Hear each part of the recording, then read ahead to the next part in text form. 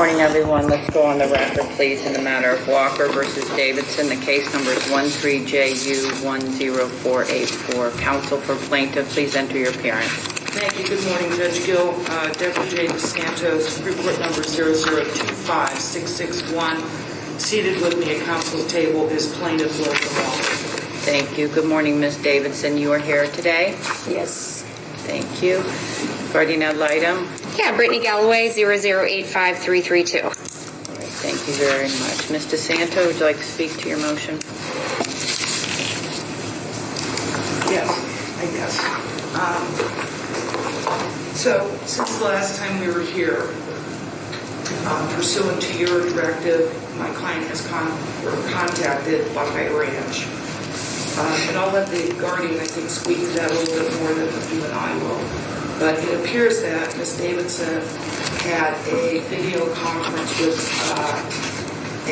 I think Lindsay Ebersole in March, and there's another individual that she may have seen video around that period of time. The girls were both seen once at that point in time, and then from that time until the last time we were in court, there was no services going on for these children. I filed a couple more motions for contempt.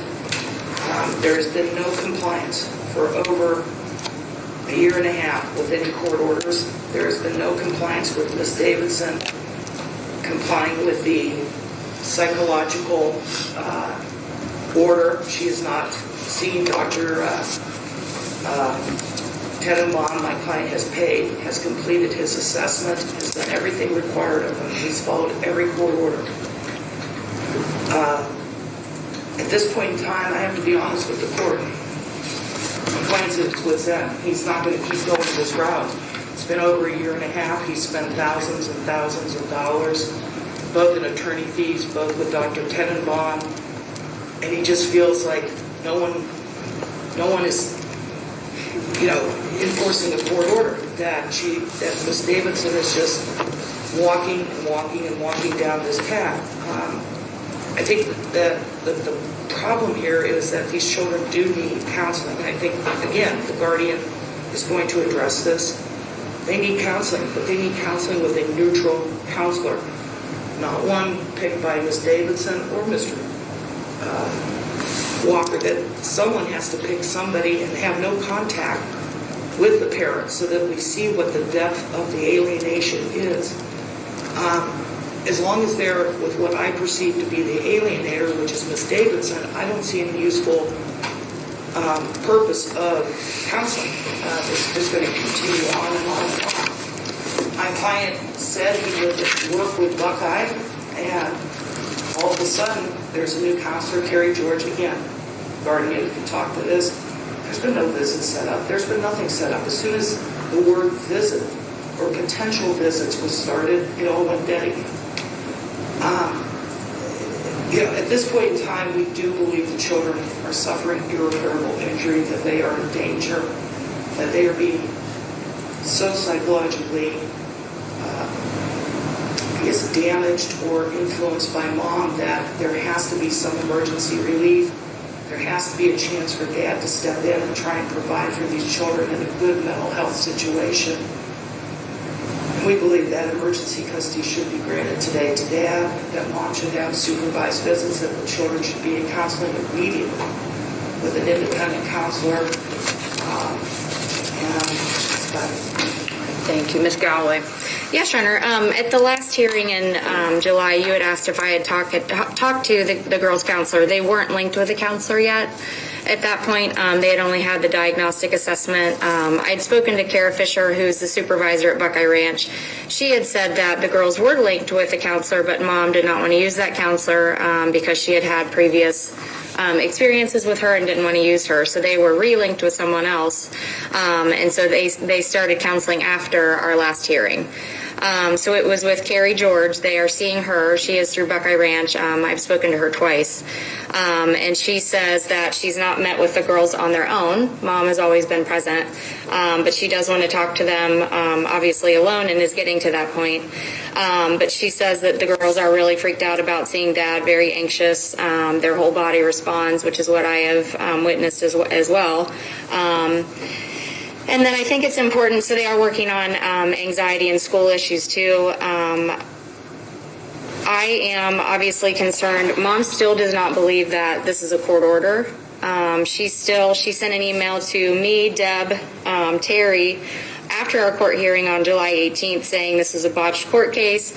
This is illegal. If there's no court order, there's no parenting plan. She told the counselor that. The counselor had to confirm with me that there is a court order, there is a shared parenting plan. So Mom is still saying, even after you, Your Honor, telling her that there's a court order and that it is a good order in effect, still saying that, still telling the counselor that. I don't know what she's telling the girls. I've requested on the end of June that I wanted to see them in my office. Requested that through email to Mom. She completely ignored me. She told the magistrate she's not going to work with me. So I don't know what else to do. The counselor, Carrie George, had recommended that maybe that they meet at a police station because when Dad is going to pick up the kids, he wants to make a police report. So a lot of the times the police are coming with him. And if the girls see them, then they're reinforcing that he is, potentially trying to take the girls away from her. So I don't know what all is going on, what all Mom is telling the girls. Carrie hasn't figured it out yet either. So I'm very concerned about their mental health, and Mom has done everything to thwart any kind of relationship with Dad, any kind of parenting time. And like I told the court, we finally got, I finally got to observe a visit, I believe it was in June, at grandparents' house with Dad. And, despite the girls visibly shaking in fear when they first arrived at grandparents' house, within an hour they were comfortable and laughing. And, I felt comfortable enough to leave. I was not supervising the visit. I was just observing. So they were laughing, having a good time, and looked comfortable. So I don't know what else to do. She has completely ignored everything that this court has told her to do, that I've asked her to do, and she blames everyone else. And I just don't know, what else to do. I know that the counselor had also said maybe meeting at a library with Dad and the girls, some neutral place, to try to do that. She said Mom was pretty hesitant about that.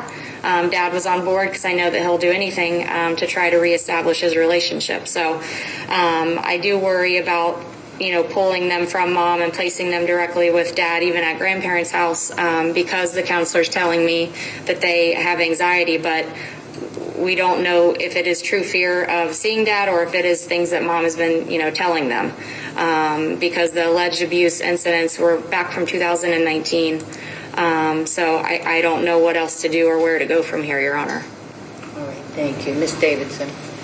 Okay, so, excuse me. The previous counselor that we were going to get set up with actually had left to drug and alcohol counseling, so she was not able to be our counselor. That's why it got put off longer. We've had numerous visits with Carrie George. I have text messages to confirm those visits. Carrie George had also spoke with Brittany about sending over a copy of the order, and Brittany never sent me over a copy of the order. She has not contacted me at all. Since before last court date. I just don't even know what order this is, because the parenting plan is not in order. It was never said in order. There was an order for child support, but that's it.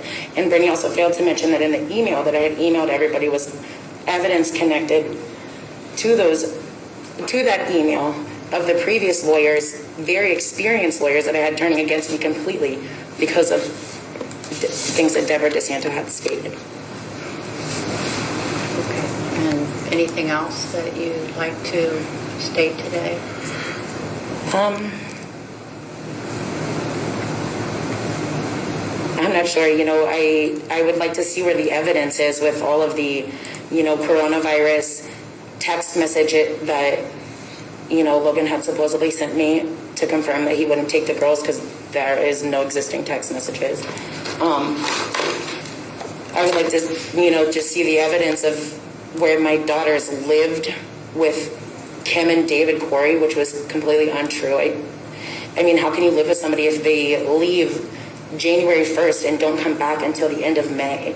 And it's happened like that since 2013. So the 6 months that they're gone, there's no contact. The girls are lucky if they get one text message from the grandparents. And the father decides not to be there because he does not want to be. Okay? So, I mean, and this is just absolutely insane. She just completely turned everything around that the counselor had stated to her, so. Okay, all right. Have you made contact with Dr. Lowenstein for I have my own psychological records. Okay. Have you made contact with Dr. Lowenstein pursuant to the magistrate's order? I have not, because I would like to, there's no evidence for that magistrate order to do a psychological exam. Okay. All right. Mr. Walker's motion is granted. He's named legal custodian, residential parent. Mother's time is suspended to be reviewed on September 27th in front of the magistrate.